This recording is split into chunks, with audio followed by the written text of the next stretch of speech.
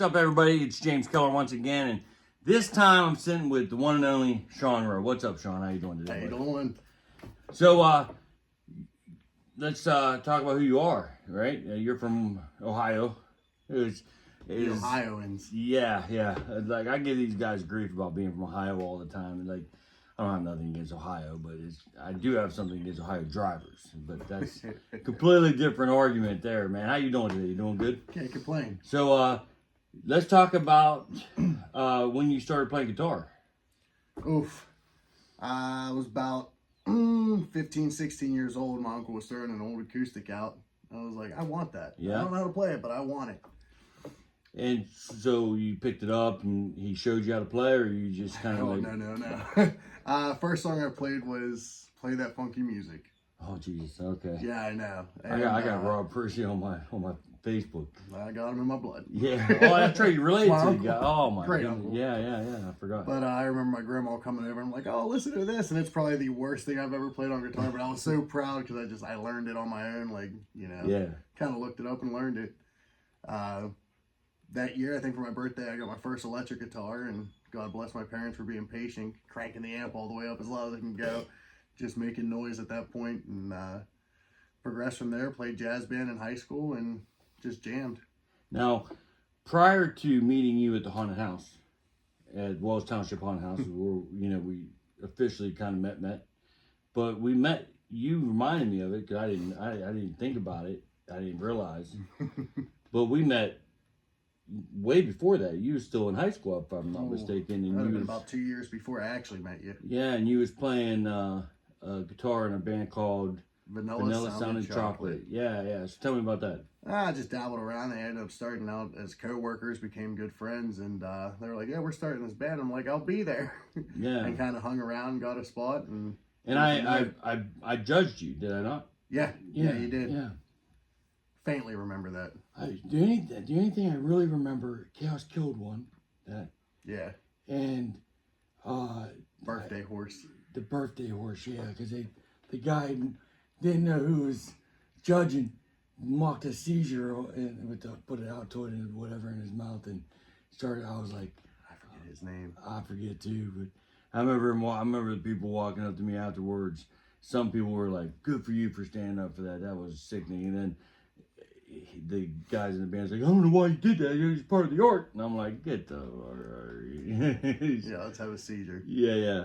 Just because of my history, you know what I mean? I was mad as hell, bud. Oh, I'm sure. But then we met at the haunted house and became pretty good friends. And I always used to call you security because of your size and everything, And then you was DJing, and I remember I went down to see Ernie, and you put an in plain sight on your DJing. Oh, the biker rally. Yeah. And that was pretty cool. But then, years later, we're sitting here at Keller, and it's me, Jason, Pope, Denise, and Chris Henneberger, right? And I kept on hearing, well, my cousin Shawn, my cousin Shawn, and I'm like, who's Shawn? Like 3 weeks. Like I never heard the last name. I just knew Shawn. And I'm like, I know lots of Shawns. And Roe, oh yeah, I know Shawn Roe, right? What about him? Well, he, come play guitar. And I remember saying, tell him to come over and don't bring his gear. Just come over, hang out with us, see if we can hang out, and see if he even likes what we're doing, and we'll go from there. Don't bring his gear. Well, Pope had me come over one day to just jam with him. Oh, yeah, I didn't know Before that. Was he not here? Yeah.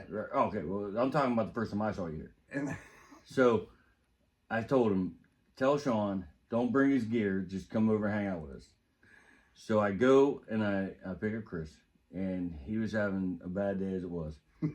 And we're in here, and then all of a sudden the door opens up behind me, and I see his face go, what the? Now keep in mind, a week before that he yelled at everybody, right? So, and I had to go up to an hour away to get him and take him home an hour away, right? So I remember his face dropped a little bit, and I went, and there you come walking in, and you had Les all your Paul gear and one everything. hand. I'm like, okay, like nobody told me you was coming, you know, because there was no announcement, no nothing. You just showed up, and I remember everything was cool at practice until I got in the car, and that's when I heard the best nickname I've ever heard in my life. He's like, oh, then up comes Captain Coal Miner. And I'm like, oh my goodness, Captain Coal Miner. That's kind of stuck for a little while too. Yeah, it was hilarious. I couldn't help but laugh. He was talking the shit, but when he called you Captain Coal Miner, I could not help but laugh. I It's thought all that in was, good faith. I think it just caught him off guard. oh, I just thought it was hilarious. Well, that was like his rock star moment. You know the movie Rockstar? Oh, yeah. Right? It was kind of like that. You know what I mean? Like he went off on everybody the week before, and then he comes in here thinking it's all different, and here you come walking in. A guy he's never met just shows up. Right, and I didn't tell him you was coming because I didn't know you was coming, so I couldn't even prepare him, you know. So that started you walking in like that, kind of like it kind of like sent a little bit of a tremor, if you will, within the group because like we had Pope and Denise saying, "Attaboy," and yeah, me and Jason and Chris going, this dude don't even know our songs. How is he? And we was getting ready to go on the Puddle Mud show, right? Like and 3 weeks? about maybe? 3.5, 4 weeks. Yeah, we was real close with only like one practice a week at the time, if you remember correctly. So it wasn't like we was up there, you know, really backing down. We only had like 1 or 2, 3 practices to go before the Puddle Mud. Yeah. And Denise Probes like, yeah, man, I think he's got it. And I'm like, are you joking me? We can't put this guy on the Puddle Mud stage. He don't even know the songs yet. And I remember I come in, it was like right before practice where it was just like, I'm not doing it. Well, that's not right. He's here. And I'm like, what do you mean? He's new? You know what I mean? Like, do you Which was not? at that time a big show coming up too. Huge. And I'm like, do you not see what I see? Like, I couldn't understand why there was like 3 against 2 here. And it was like, and I remember you looked at me and he's like, look, man, I'm not going to tell you. I'm going to show you. And you did, man. You came in and you really nailed it, right? And I was like, the week before, I'm like, all right, man, you're in.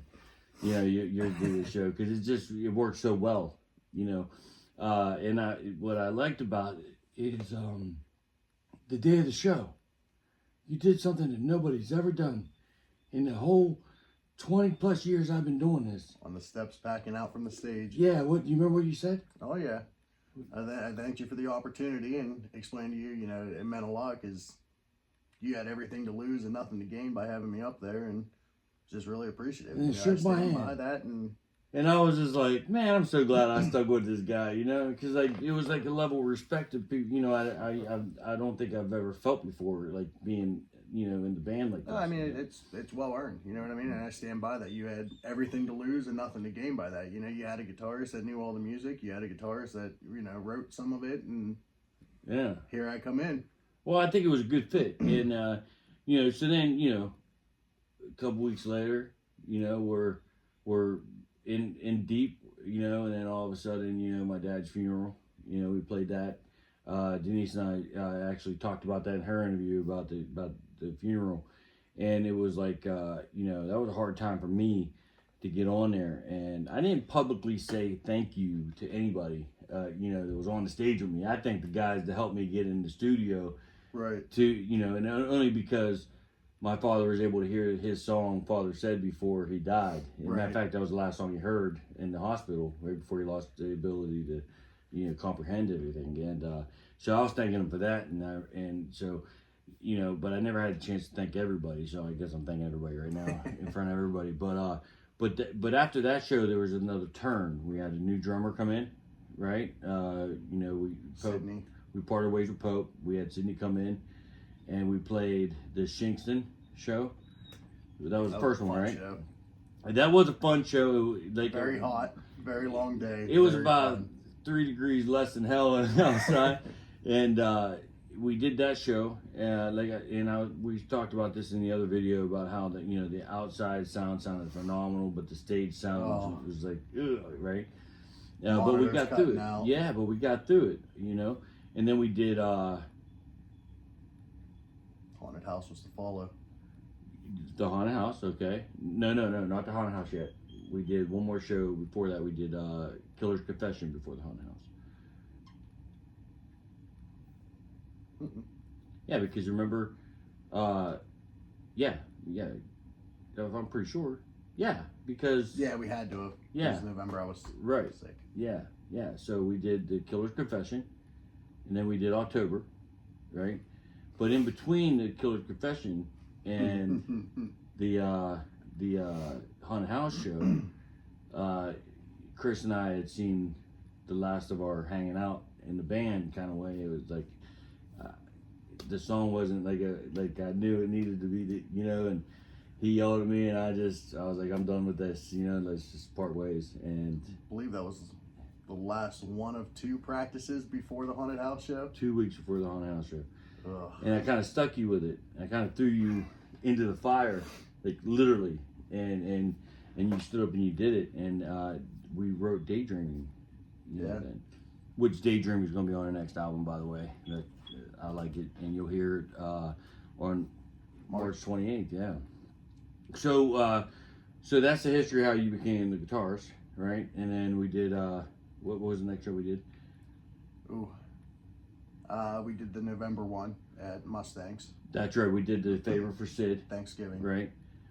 And that sucks so bad. Like I don't like to play the local, thing, because like we're background noise at that point, and there's always fights and this and the other. And but I said yes to that, and that's what caused the whole epic meltdown with Chris and I, because he was barred from that place, and I said yes without even putting the consideration into what he was barred from, and it was just right, two heads clacking.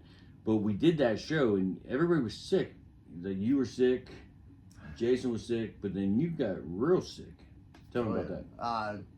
I had the flu leading up into that show, and I ended up getting better for Thanksgiving Eve and Thanksgiving, and then Black Friday last year I started feeling bad again. Went all weekend. Sunday I ended up going to Express Care, and they're like, your blood pressure's through the roof, like you're about to stroke out, your heart rate's high, you're going over to the hospital. They're like, do you have a ride? I'm like, in my truck. They're like, no, you're already driving, we're sending you by squad. I'm like, I ain't leaving my truck on Main Street either, so I'll sign out AMA and drive over. And they're like, all right, just make sure you go straight over. And I went in, they were like, yeah, we're admitting you. Yeah. Like, for what? And they're like, well, you have a resting heart rate of like 160. And you was in there for a minute. I was in there almost 2 weeks. I ended up getting septic infection in my blood. And then, so through all that, like, I mean, I knew you was in the hospital, but I didn't know how bad it was. I didn't pick up on it. Yeah, I didn't tell work really. Yeah, and it was just like, what's going on with this guy? He wasn't sure. He's just leaving practice, no reason. And then, he's like, I know we got to get this done. And then, and then you got a hold of me that one day and was like, hey, man, I got to step away for a minute. Ooh, that would have been in January. Well, no, it was middle end of December. It was Yeah. right before Christmas. Mhm. We had a big project coming up at work, and our hours just went running crazy. like dogs, and there And was on no way that I could do it. same day, Sydney gets hold of me. All right, I know this is bad timing, Bad timing. but I have to quit the band. I'm like, you gotta be joking me. Every time we get traction, the rug gets pulled. So, Jason calling you every day. oh yeah, Jason called me a lot. A lot within those days. Me and Jason will talk about that on his interview. He's the last one. He's the last interview to do, but for the band actually. But so you took time off, and then Sid quit, and then I'm not holding anything against the young lady. I mean, she put a lot of irons in the fire, man. Oh yeah. And so I could see it, and I kind of seen the writing on the wall a little bit, but I wasn't, Hell of a drummer, good person. Yeah, but you don't want to say what's on the wall. If you see it, you're like, oh, yeah, I see it. And If I say it out loud, it makes it true. right, and then it came true, and I'm like, son of a bitch, right? So, so then we was once again looking, right? But while you was working, I wanted to take some stress off you a little bit, because man, you had a lot of stress on you that first couple months, man. Oh yeah. And I went and found Zach and talked to Zach and said, hey man, what do you think about doing this? And he's like, absolutely. And then I found a guy named Chris, another Chris, to Chris number 2. to jump on the to jump on the drums, and So then we did we did Through Fire. Like a Storm, through. No, he didn't do Like a Storm. No, it was Through Fire, Messer, and Keith Wallen. and Saliva, Jersey Scottish Saliva. Tantric. And Tantric. And then Chris sat me down. And I'll never get that. He sat me down and like right where I'm sitting now, just looking at me, he was like pointed to your amp and was like, this guy ain't ready for the stage. And I'm like, what? I'm like, yeah, what? Like, so I just couldn't believe it. He started off by telling me his girlfriend wasn't 100% anymore. And then turned around and tells me you're not ready for the stage. And I'm like, that wasn't even fair either, because that was when they wanted me to use the other band's amp. yeah.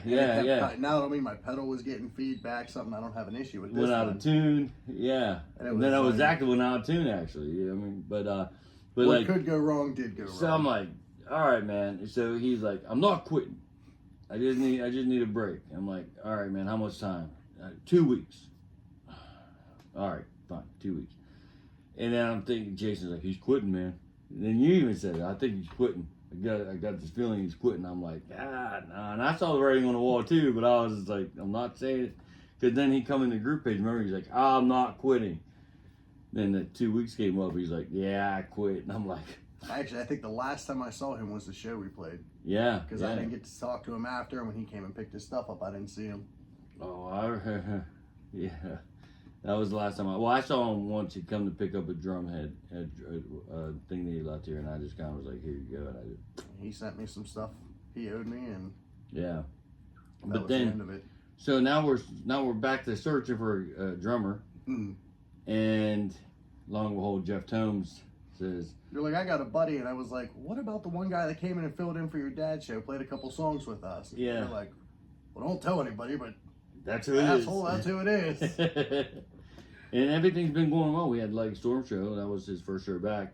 And now we're just getting geared up for everything that's coming to us. As much as I have to say about the drummers we've had, and, some of them being, fantastic people, I think Jeff has been our most solid, up-to-date, current fit. Yeah, well. We just all vibe so well together. I meant what I said on that last show we did when I said this is the only drummer that deserves to be on my stage, because he's the only one that ever truly was there for not just himself but for everybody else. He puts his heart and soul into everything, and man, dude, he does it with a smile. He makes it look easy. Yeah, we got a pretty good set going on, man. We got a pretty good relationship with the six of us. Oh yeah, and everything seems to be like on a real good plane, if you will. I'm waiting for that foot to drop. So we're pushing buttons. Yeah.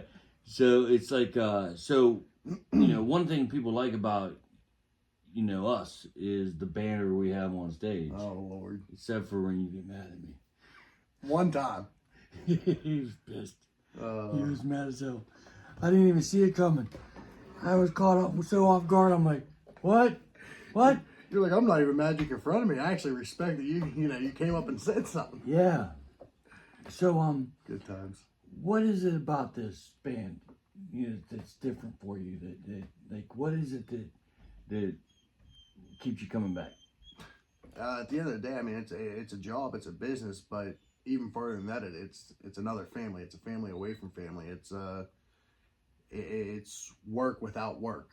Yeah. It's just you come in here, you let your mind go, you hang out with some people that you thoroughly enjoy being around, and they always say you got to keep personal and business separate. I disagree. Yeah. We do a really good job of keeping personal and business together and making it work.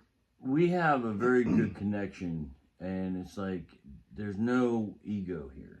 That's what I love about this, man. Like, you sit there and say something, and don't get me wrong. I mean, if there is an ego, it's me, because I'm like, yeah, I just said that. See what I mean? Fucking Ohioan, but and it's not so much ego. It's more like, man, this is how I see it, man. You know what I mean? And it's like I'm more like business oriented when it comes to everybody joking around. I'm like, no, but you guys take it with as it's meant to be taken. That's just James being James because he's serious about this. And a lot of times people don't get that, man. It's I scare away a lot of people. You know what I'm saying? Zach and I making joke about something we probably wouldn't say in front of our mom. You're James. Right. Guys, shut the hell up. Listen to me. The biggest problem I have is every time I go to talk, these people, they interrupt me like crazy, and it drives me crazy. I'm like, oh, I'm gonna get through this sentence. You have two guitarists with the mind of a 12-year-old that have ADHD. That is very true.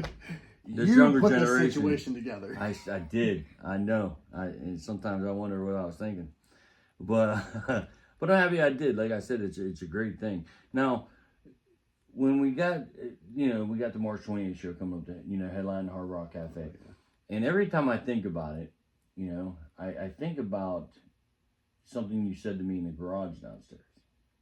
The first day you was here, you was leaving. Cool.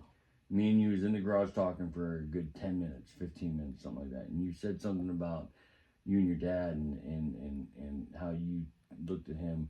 Tell the story, why don't you? Oh, yeah, I mean, he's always been my inspiration. He's a strong man. He got diagnosed, I believe, in 2012 with a disease called neuropulmonary sarcoidosis. Pretty rare disease, takes a big toll on the body, and seeing through the last 14, 15 years of him going through that and just being strong, like it's inspiring. Yeah. So just to keep going on with that and seeing what he does. Your parents they're almost at every show. Every show they can get to, they're there. Just about. They've missed one. Which one? The Thanksgiving Mustangs. Oh, I missed that show. We were physically there. Yeah, physically we're there. Mentally, I was off the range, bro. So, but yeah. Okay, so they missed one out of the whole thing. I mean, they're always present and they're always excited.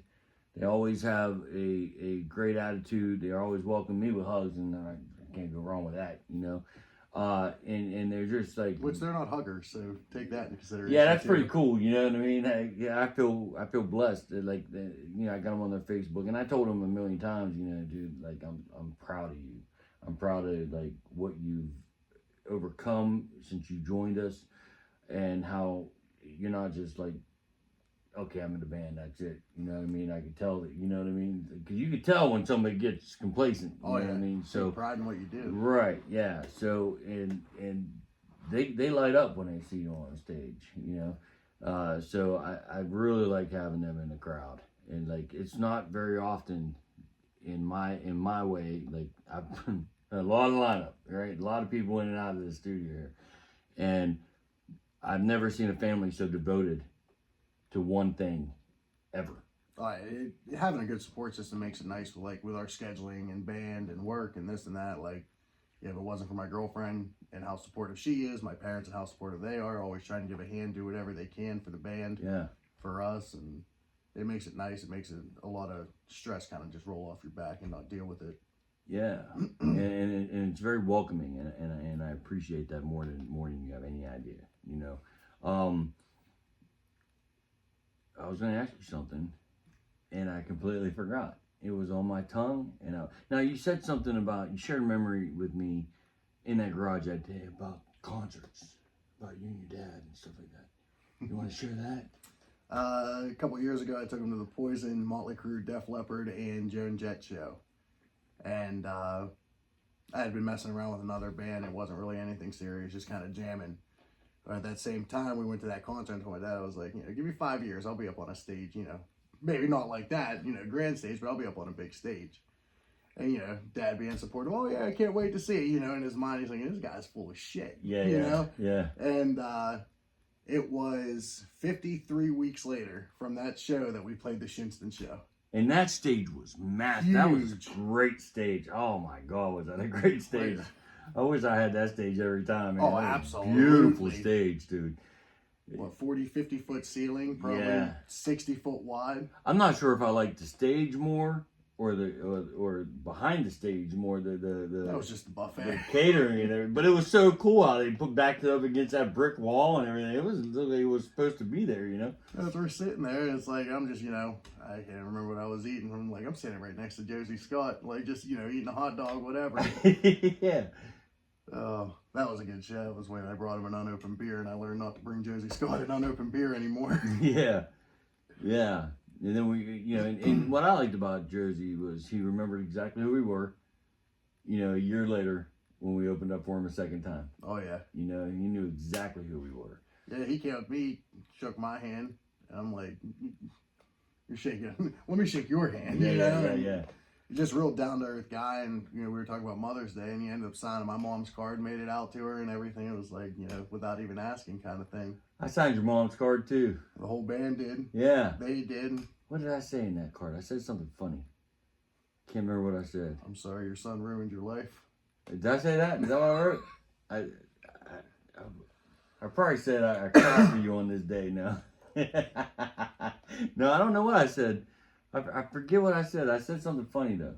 I remember I laughed at myself as I wrote it, and She's now got it hanging up in the office. I'll have to have her send us. Yeah. I want to know what I said because I know it was hilarious. Because I cried whenever I said. No, I didn't cry, but it was funny because I'm a funny guy. But so we did the Josie Scott Tantric, and then we did Like a Storm. Now we got Jeff, and we're doing Like a Storm. And that Like a Storm show, there was something a little different in the air that time, man. You know what I mean? Well, that was the show you got mad at me about. But that was the show I went up with Like a Storm. Listen, so me and Jeff are down in the crowd, and I'm thinking Denise is by the, I don't know where she's at. She was somewhere in the crowd. I've seen her. And when we was outside before the show, Chris from Like a Storm said something about us coming up and joining them on stage. I completely forgot about that, and then we're sitting there watching him, and he's talking to this young band who played 12 minutes of their set. Right? He stuck us with all this time. They're actually what caused me getting mad at you. See? Because if they wouldn't have played that whole, or they'd have played that whole set, we wouldn't have had a break there.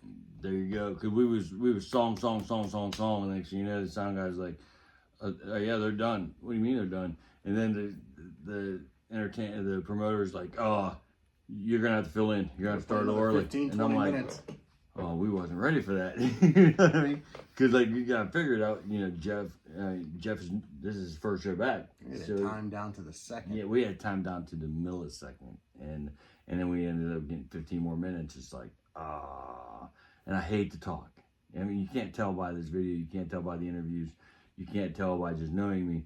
But when we're on stage, I hate to talk. I just wanted song. Let's get out of here, and that we got stuck talking, and well, it didn't help the dipshit here come up with a plan.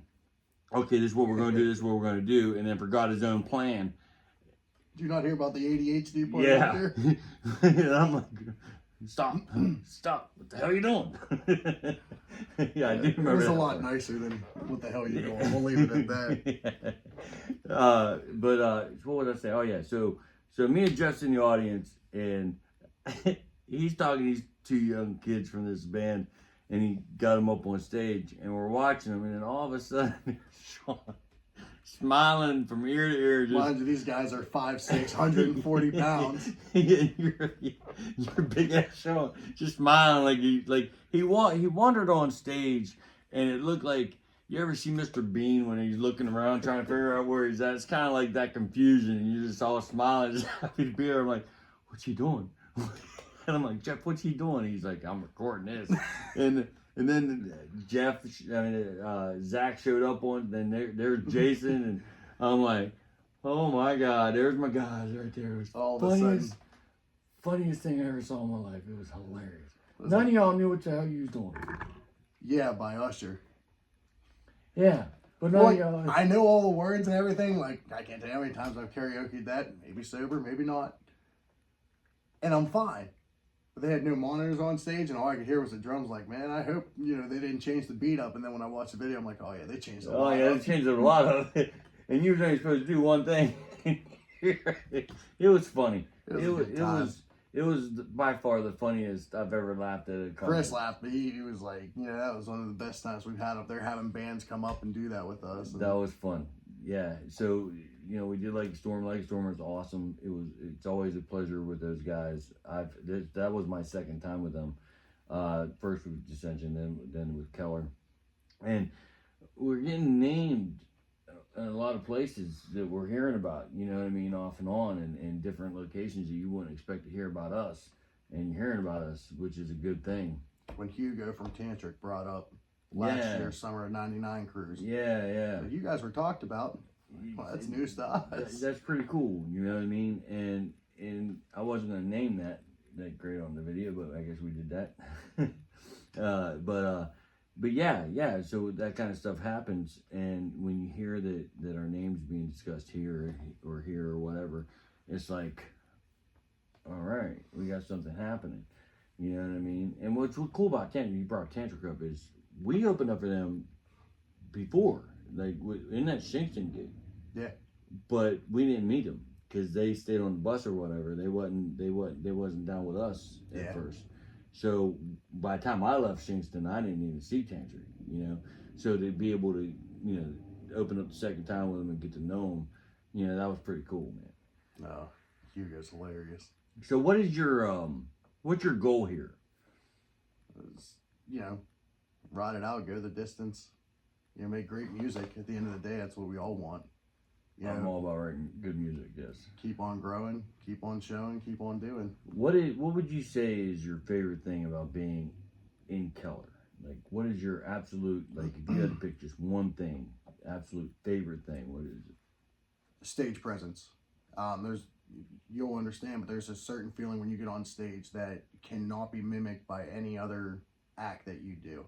You know, it's not about being up there, look at me, I'm Shawn Roe, I'm up on this stage. It's like, it's humbling and it's breathtaking. It's truly a feeling you can't get elsewhere. Mm-hmm. You know, it's adrenaline rush like no other. You got confusion of, you know, loving what you do, anxiety of what's going on, the jitters, and it's just... It's that nervous energy.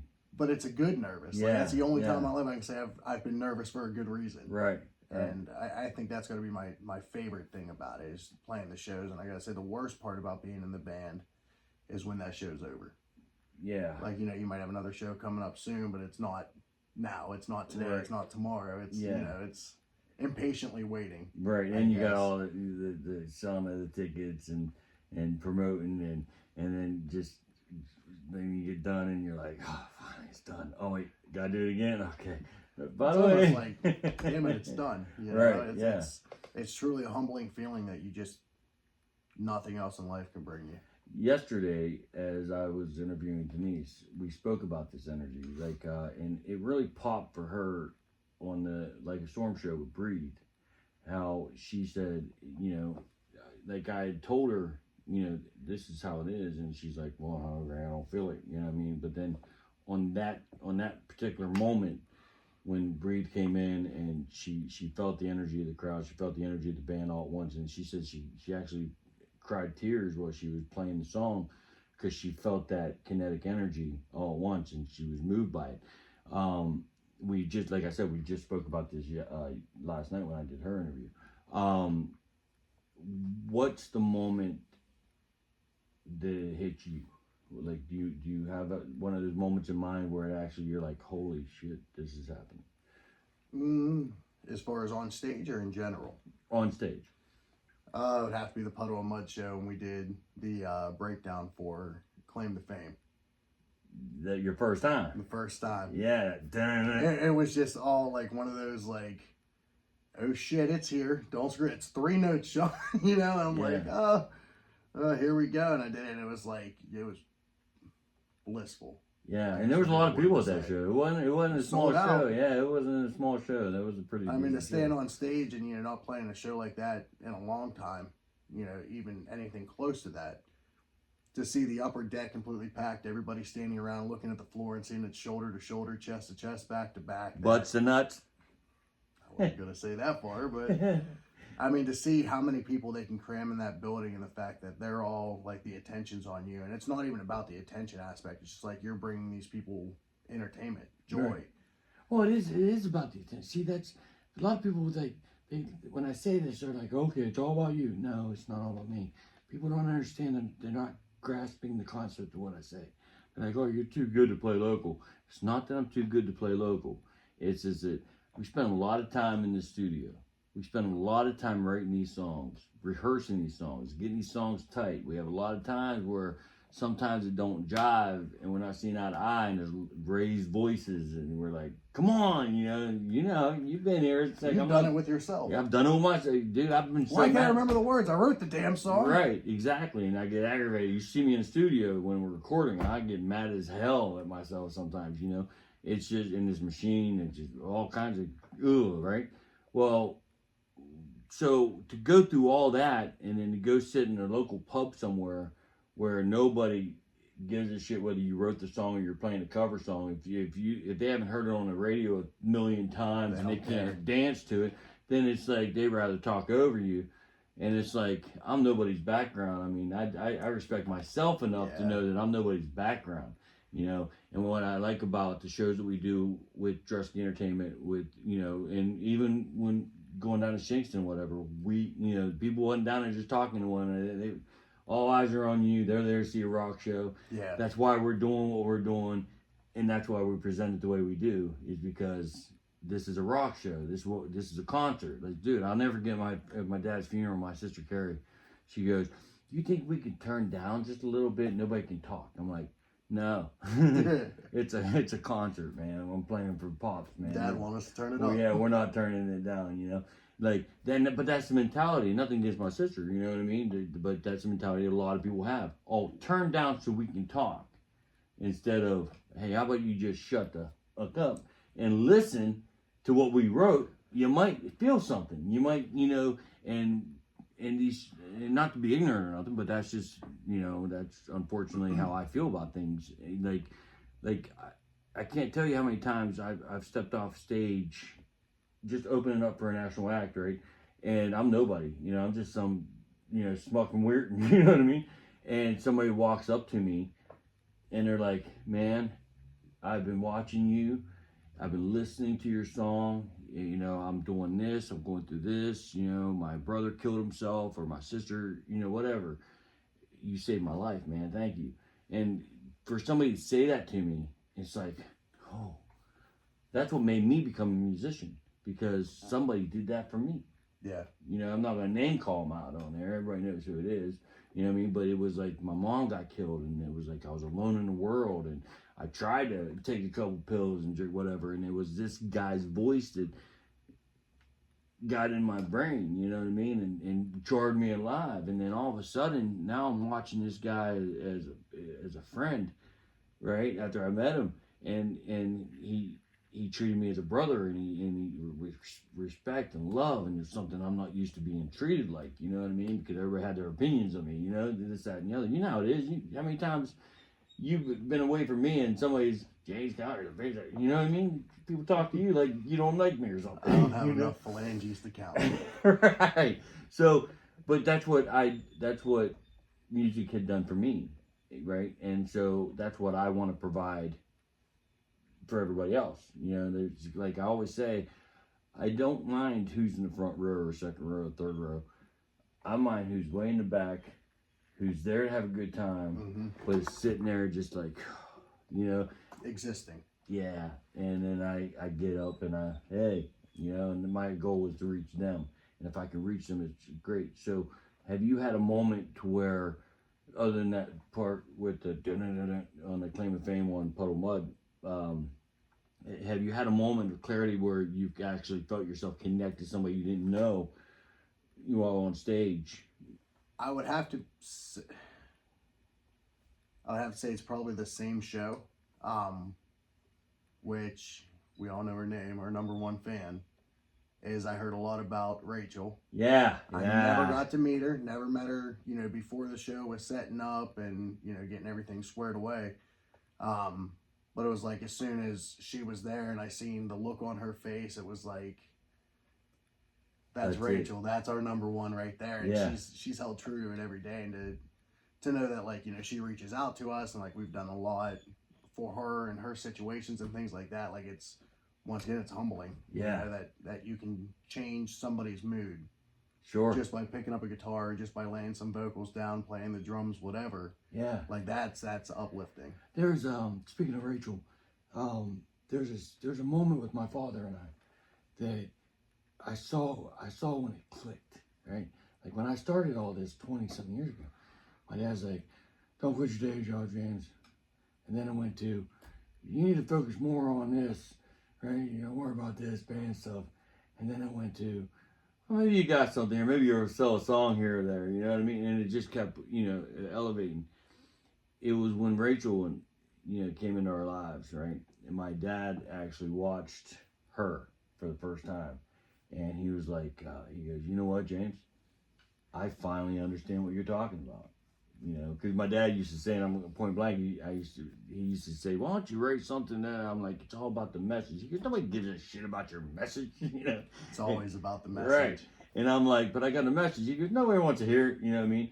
But then, like I said, Rachel came in our lives, right? And one of the biggest things that the message is about not giving up, about overcoming, you know what I mean, about striving to be better no matter what's around or what's happening at us in that moment. When he saw Rachel interact with that, and he saw her, not the fact that she's in a wheelchair, because that doesn't matter to us, right? He saw her face, just like you said. You saw the face, saw how she was into it.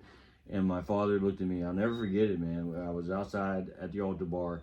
I was out back. He come walking around the building to see if I was out there. And he's like, I get it. I fully understand. And I'm like, understand what? Because I didn't know what he was talking about. He goes, the message. I see it now. And it was like, and if it wasn't for Rachel, I don't think he would have ever took the time to try to figure it out. You know what I mean? It was just, I was his son playing these shows. But once he saw the interaction between Rachel and I, and Rachel and just the full band itself, then he was like, oh, okay, I hear it. My dad's moment was when we were in Shinston. Yeah. We were at the meet and greet sitting at our tent, and I had gone off to the restroom or whatever, and I come out, there's my dad standing there, and he's like, hey, Shawn, this girl's been waiting, she wants your autograph. And like, he's not, like, it was one of his most proud moments. I could see his shit-eating grin too. Hey! Just doing that tippy-toe pointing thing he does that I also, I guess, acquired naturally. Dude, your dad get a hoot out of your dad, man. It's fun. You can tell he lives through you when you're on there. I'm telling you, you can see it. See it in his eyes and his face and the way he holds. Well, what you were saying, like, it doesn't matter if you're playing in front of a few people or a few thousand people. Like, you can tell who's having a good time because they're at a concert and that's people's getaway from life. Sure. You can understand who's having a good time at a concert and who's understanding the concert. Yeah. There's a different look on their face, most different definitely. gloss to their Sure. eyes. Yeah. And like seeing, you might look at them and be like, oh, they're having a good time. They're having a good time. They are understanding. Yeah. It doesn't matter if it's Breathe, whatever somebody might be going through or whatever, and they just hear that song and they're like, everything's going to be all right. It's funny you said Breathe, because, like, by the way, I just want a disclaimer here. Jason told me he saw Denise's video last night, and all you can hear is Creed's whining again. So if you hear him, Creed, he's just crying because he hears me in here and he wants it. As soon as I open that door, and if he sees him, he's going to tuck his tail, lower his ears, and run the other way. 2 years for now. some reason. Never done anything to the dog. Dog's weird, man. He's the only one he does it to. But so, going through all that and about the connection, about, what it means and everything like that. So, what is it about this band that I would say drawing you to be? Because there's that whole, okay, I'm going to go jam with you guys. And then there's that moment where you're like, no, I'm in. And you have that commitment. Do you remember when that happened? Like when you was like, I don't want to leave this. It's all still got to stem back to the Puddle of Mud show. Man, Puddle of Mud is getting name dropped. Well, crazy. I'm just playing. I'm a firm believer of keeping your word. Yeah, and, me too. I told you right before that show, like, I'm not going to tell you I'll learn the songs and I'll play them to your expectation. I'll show you. Yeah, yeah. And I made that statement, whether or not, hypothetically, if I did or didn't believe it or whatever, like, I made that statement, I got to stick with it. Right. I'm too hard-headed to let that one go. That's what we're a lot alike on that part. If I say something, I have to do it. You know what I mean? Or if you tell me I can't do it, I'll find 50 ways I can. Yep. Yes, sir. Yeah. That's Chelsea. So, I will. Well, she doesn't talk too much when she's around. Like it took me maybe 5 weeks to remember her name was Chelsea. And then when she did come here that one time, she just sat there like this the whole time with the lyrics in her hand. She wanted to look. Right. Yeah. So like, but she doesn't like. I don't think I've ever. I see your Snapchats, right? And I can hear her voice in those. But that's the only time I've ever heard her voice. I've never heard her voice. Like, I could reach out and touch that girl. I've never heard her voice with my own ears. I wouldn't do that. But you know what I'm saying? I could be so close to her. I've never heard her speak. Yeah. Ever. Like, Lucky. But on your Snapchat, I've heard you speak. So I'm watching Snapchat. Gotta know who my people's with. But so we have March 28th, 2025. It's our next show. We've taken time off now. We were supposed to open up for Vex, and that show got canceled. And 3 days before. Yeah. Well, you know, things happen. And now we're not opening up for anybody. It's our show. And we're with our friends Stooge Bigson and Atomic Shindig. Tell me, like, if, you know, let us know, like, when you sit back and you think about what's going to happen in March, like, what runs through your mind? What are you thinking about? First, I think the terms "holy shit" apply. It's like, you know, we're doing it. You know, we made enough progress as a group, as a whole, our family, that, you know, we get the opportunity to show what we're about. We get an opportunity to play for our people. You know, It's not, you know, we're not playing for this band's crowd. We're not playing for this band's crowd. Like, we're playing for our people, the people that have supported us and done nothing but, you know, give us opportunity time and time again. It's like almost like a thank you show. That's exactly what I said. And, yeah. You know, it's phenomenal. And we got 90 minutes. 90 minutes. We're used to doing a Tuesday night, Monday night, Tuesday night, Wednesday night, possibly a Thursday night, or a Sunday night. We've done Sundays. Oh. And it's 30-minute sets. And then here we are on a Friday night in Pittsburgh, 90 minutes. And that's with the two openers. Like, they're doing 30, then the next band's doing 30, then we got 90. So it's gonna be a lot different than what we're used to, actually. Sweat rag, wardrobe change halfway through. Drinking water. Bathroom break. There's no bathroom break in 90 minutes. Jeff, we need you to do a 9-minute drum solo. He won't do it. Listen, I have tried to get this man. We started together in 2005, and I've been do drum solo. Nope. That not even won't even tell me why. But every time you go to talk, he's like, "Oh, good time for a practice. Drum solo time." Yeah. Yeah. So he won't do a drum solo. I've asked him a million times. He won't do it. Like, so I've quit asking him. Maybe you gotta tell him to not do a drum solo and see if he does it. No, he'll be like, "Oh, I wasn't going to anyways." That's exactly what it was. Jeff's the most laid back guy in the band too. It's like, you'd be like, "You won $1 million or you're broke," and his answer would be, "Cool." Yeah. Either one. All right. Yeah.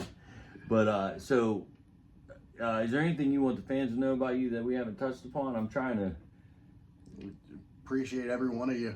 You know, it's nice seeing a lot of familiar faces over and over again, and hope to keep on seeing them. Yeah, once in a while, and if you meet them once, right? And you're like, "Cool, it's nice to meet you," and then at the next show, you're like, "Oh, hey," you know. I'm real big with faces. I'm sorry, I'm not real big with names. I'm terrible with names. Half the time I forget my own. Listen, Zach had his girl come in here. What was it, like 3 months in a row, right? And it took me until the last 2 weeks she was ever here before I was like, She done had 50 names before you found out the right one. Yeah, I'm telling you, I'm terrible with names. There's some people I'm good. I'm like, "Oh yeah," but then I think if you hear me say "Hey man" a lot, I mean, "Hey man, what's up, man?" "All right, man." That kind of thing means I done forgot your name, man. There's nothing against the person I'm talking to. I got brain damage, and that's how it works. I've done it before. I'm like, "Hey, I forget their name." Go up and act like I'm rude and just introduce yourself. Be like, "Oh, I'm so and so," and then just have them introduce themselves. Yeah. So, anyways, this is Shawn Roe, and guitarist for Keller. And what do you see coming up, man? What are you thinking? Could be some big shows in the works. Could Could be some big shows coming up. We got our hands in. People don't know. Little here, little Yeah, there. we got our. We're doing a lot more work than it looks like. I promise you that. There's a lot of behind the scenes. A lot of it, everybody doing equal parts in their own direction. It's all coming together. Phone conversations for hours upon hours. 5 o'clock in the morning on my way into work. Yeah, there's a lot of. Hey man, so I know you're busy, man. I need you to call me as soon as you get this. Oh, what's wrong? Oh, nothing's wrong, man. I just want to know what flavor chocolate you like. That's usually how it starts, and then 3 hours later, it's like, hey, I gotta eat dinner. And by the way, I was thinking while I have you on here. Hey, so this is what I need you to stop doing. This is what I need you to start doing. Hey, you forgot to do this at this part. So 3 o'clock in the morning, calling each other. 5 o'clock. Yeah. 9, 10 at night. But I tell you, and this is for all the people that that I don't know that's going to watch this. It's my very big pleasure having you here. I'm glad. I'm really glad it worked out the way it did. Oh no, don't get me started. You got to go when the camera gets off. All right, not allowed around me anymore. No, but it's a privilege and it's an honor to have you here. And the one thing I can say is you fit very, very well. So as long as we continue doing this, man, sky's the limit of what we can do. You know what I mean? Oh, absolutely. All right, man. Shawn Roe, everybody. Once again, March 28th. Tickets are $15. We also have shirts. Now, we actually sold out of shirts. Fast. We sold out of the ones we got. But we have concert shirts just for this show, just to kind of, what would you call that? Promo? Not promo. Something to, come on, help me out, man. Solidify? Not solidify. No, that's a different word, too. Anyway, we made these shirts for this one show and one show only, and it has us on the our picture on the front, and on the back it says Hard Rock Cafe, March 28th, 2025, and it has our logo, and it has Keller, Stooge Bigson, and Atomic Shindig on the back. It's a commemoration. Help me out. What's the word I'm looking for? What is it? Camaraderie? No, what the hell? I don't know. Why are you asking me? Anyways, it's a one-time only shirt. Small to extra large is 25. Extra double XL above is 28. And if you need it mailed to you and you order one, it's those prices plus shipping and handling costs. And tickets for the show is $15, and we're running out. We just had this whole thing today where we went through the tickets, and we're trying to figure out who's got extras, who don't, like where we can spare some, because they are going fast. That's a good thing, though. And that's not counting all the people that want tickets and right. haven't talked to us yet or whatever. But we might sell out the Hard Rock. That's our goal. But we will be selling out the Hard Rock. It does look like we're going to do that. But once again, Shawn, thank you very much for taking the time to speak to everybody and hang out after practice. I know by now you're usually at home with your dogs and going to sleep. Oh yeah. So this guy ain't slept in God knows how long. So I'm going to let him go. Thank you once again. We'll see you on March 28th, and I believe that I'll be back probably on Thursday. And you'll meet Jason Bolton. Until next time, guys, have a good one.